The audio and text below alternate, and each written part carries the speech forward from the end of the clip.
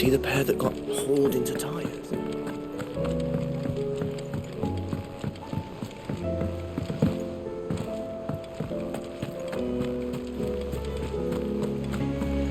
Did you see that? Tell me you saw that. There's talk of these skies driving. You making them skies then? Otto, how fares the realm? The realm? Oh, she's just fine. As long as you look past the fat storms out mother crystals and her skies are a roiling cesspit. And Gav? He's with your uncle in the Free Cities, helping Mid with her project. Sent an owl their way the moment the winds turned foul. Still waiting on a reply, though. Do you have any good news? Well, that depends on your definition of good. All right, fine. What do you suggest we do? Oh, no, I'm just a messenger. I leave the scheming to those more suited to the task. Could be that Lady Vivian and Old Tomes have their own thoughts on the current state of things. Could be that they don't. It certainly can't hurt to ask. I suppose not.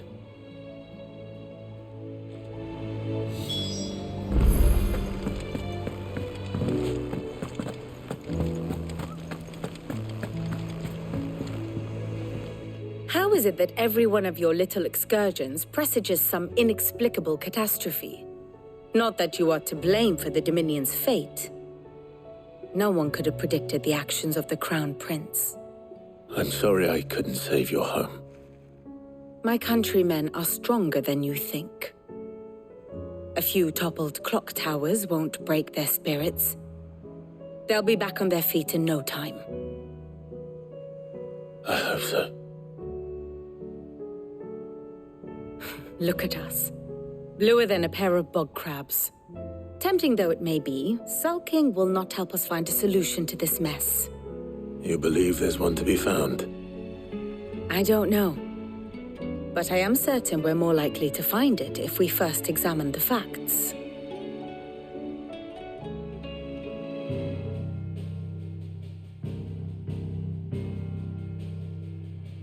Beneath these darkened skies, fear and confusion reign over Valisthea. Oh, the lands around the fallen mother crystals had already begun to wilt for want of ether. But not like this. Crystals that filled wells and fueled furnaces, now nothing but pretty shards of rock. And those that hang from the people's necks cast nary a glimmer of light to keep the dark at bay. It is only a matter of time before the common folk convince themselves that the end of days is upon us. Yet I fear a swift end is more than we can hope for. While most of the world thirsts for ether, the remainder drowns in it, spawning Akashic in droves. And amidst the hordes of mindless beasts, with magics as like to fail as function, even the strongest nation would falter. Rosaria and the Iron Kingdom teeter on the brink of collapse, while the tragedy in Twinside has all but paralyzed the Holy Empire. Dalmekia fares little better. Rumor has it the ministers fled the capital after the fall of Drake's Fang, leaving their beloved republic to crumble. Waloed, meanwhile, moves in earnest. The Einherjar has been sighted off storm. The world, in short, is in chaos. It would seem our civilization was nothing but a castle of sand, to be washed away at the whim of the waves.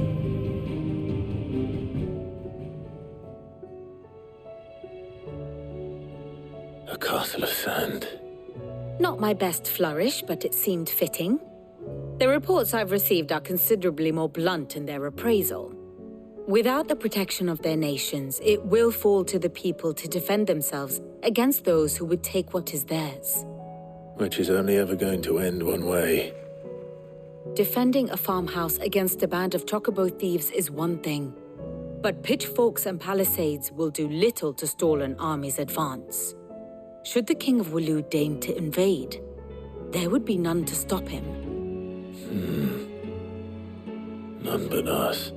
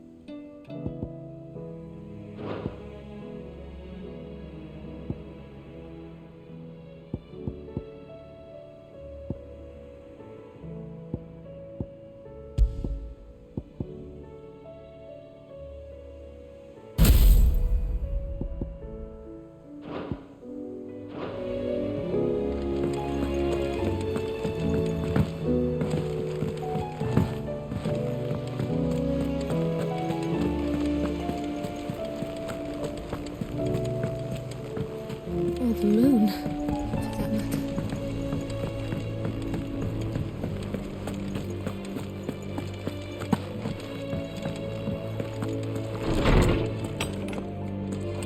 Is a storm coming, Sid? Let me guess. You're here about the skies.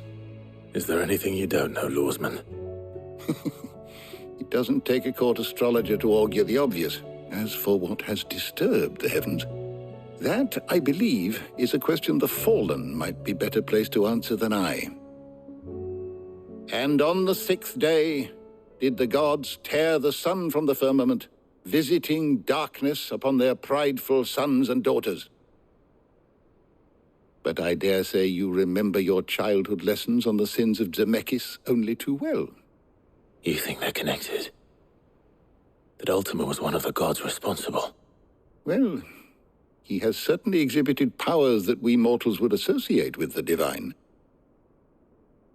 There is nothing divine about him. But he wouldn't be the first god of whom that could be said, now would he? Yet for all the fairy tales that tell of the sins, there is almost nothing in the way of actual historical accounts. Had I the Journal of Moss the Chronicler, I may have been able to tell you more, but alas, I fear all remaining copies have been lost to time. You will forgive me, I hope? Certainly not. Because there is nothing to forgive. Even without this journal, you've provided us ample wisdom. And we will always be grateful for it. Perhaps Otto will be more inclined to share his thoughts when he hears what the others had to say.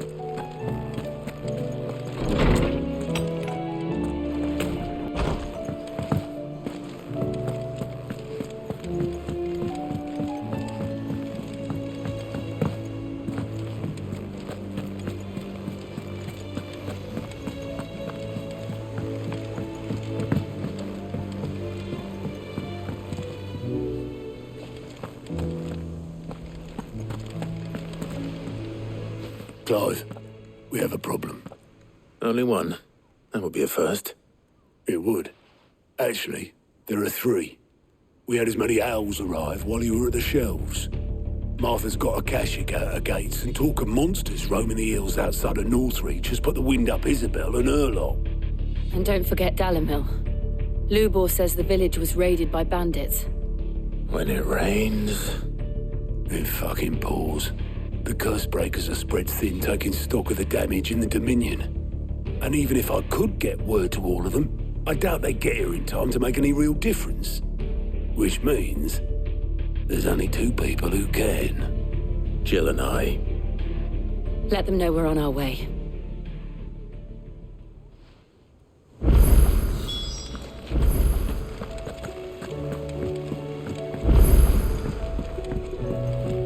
Did you see that?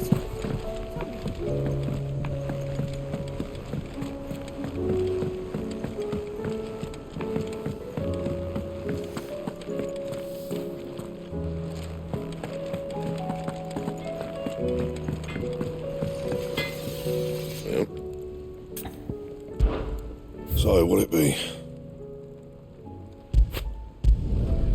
Not bad, if I do say so myself.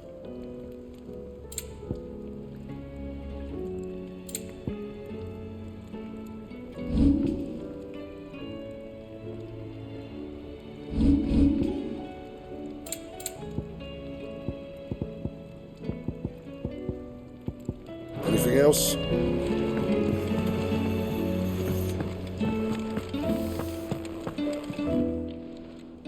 Still alive, are ya? Coin purse weighing you down?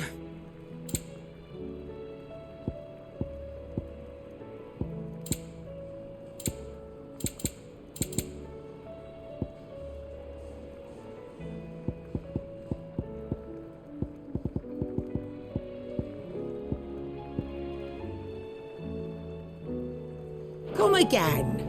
Or don't. I'm not much bothered.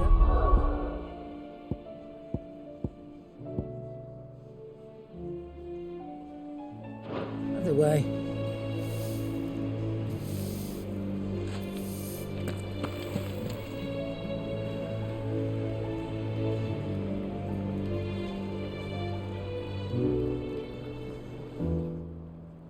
Clive. Go on, then.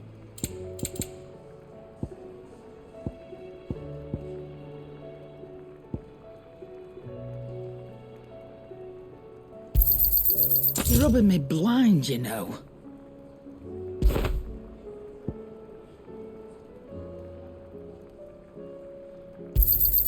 You'll not find a better price than that.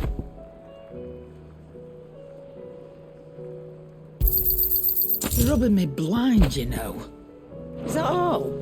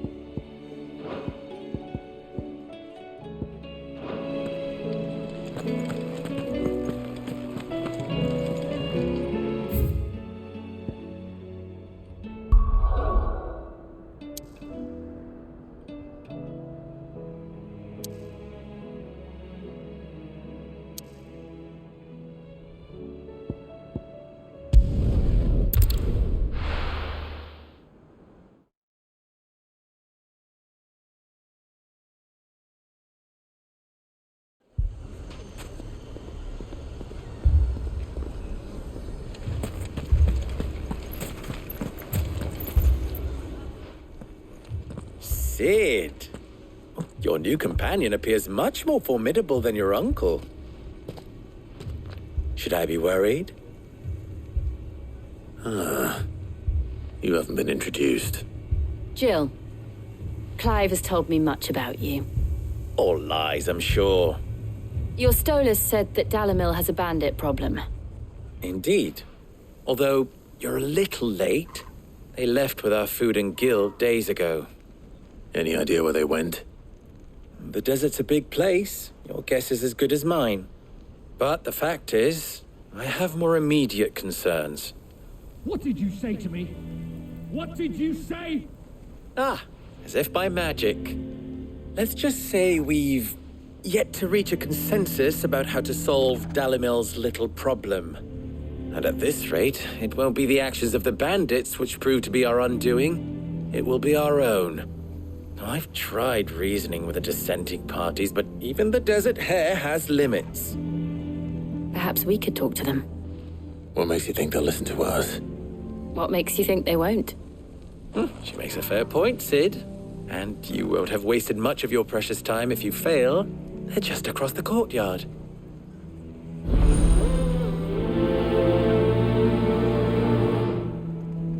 Suppose we just follow the shouting.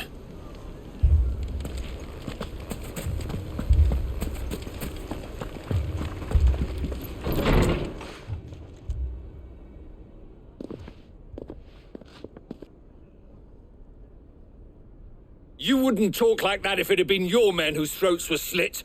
Blood for blood, it's the only way.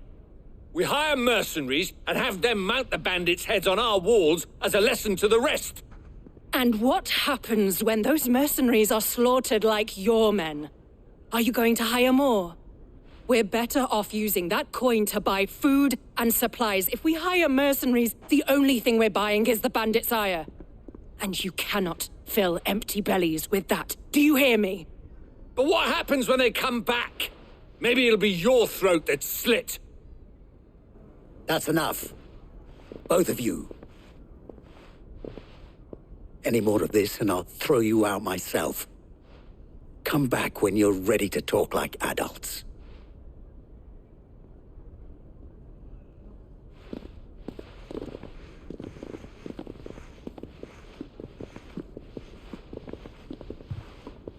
Victor. What's he doing here? Sid. And Lady Jill. What brings you here? I was about to ask you the same thing. Costness is in chaos, and the markets have all but ceased to operate. The Briar's Kiss here in Dalimil is the only place I can reliably obtain supplies. I was here to do just that when Master Lubor told me of his troubles. He thought I might be able to talk some sense into these fools. But if you're here, I suppose his patience must be waning. Who are those people?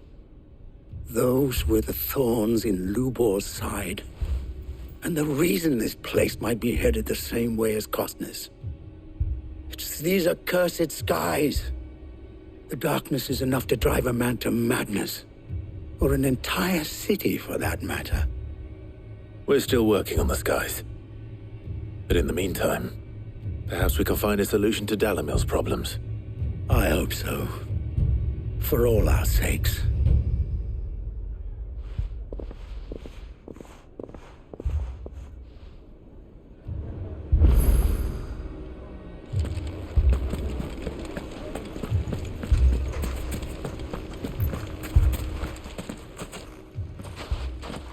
So, you see my predicament? What I saw was a room full of people who were angry and afraid. And with good reason by the sound of it. But if left to smolder, that anger and fear could set the entire town alight. My thoughts exactly. What to do? Both sides wish to protect their homes and livelihoods, if only they could agree on how. But as long as they are divided, we are vulnerable. And if there's one thing bandits like, it's an easy target. What would Sid the Outlaw suggest? Well, if it were my namesake, he'd let them choose for themselves and be on hand to pick up the pieces when it all went wrong. That sounds like a recipe for disaster. A recipe for disaster is precisely what it is. But perhaps that realization would be enough to make them question the ingredients. While it's plain neither Conrad nor Natalie will countenance the other's proposal, it may still be possible to make them doubt their own. Before presenting them with a third option. And that would be? To pool our resources and save the city ourselves. Why fight each other? When all that fear and anger can be directed at the bandits. It appears we have a plan of action. Victor, pay Conrad a visit. See if you can't convince him of his folly. I'll speak with Natalie. As you wish. Your faces are not well known in this town. That may prove useful. Don't worry, Victor and I will do most of the talking. You need only play along. Play along? What he means to say is yes.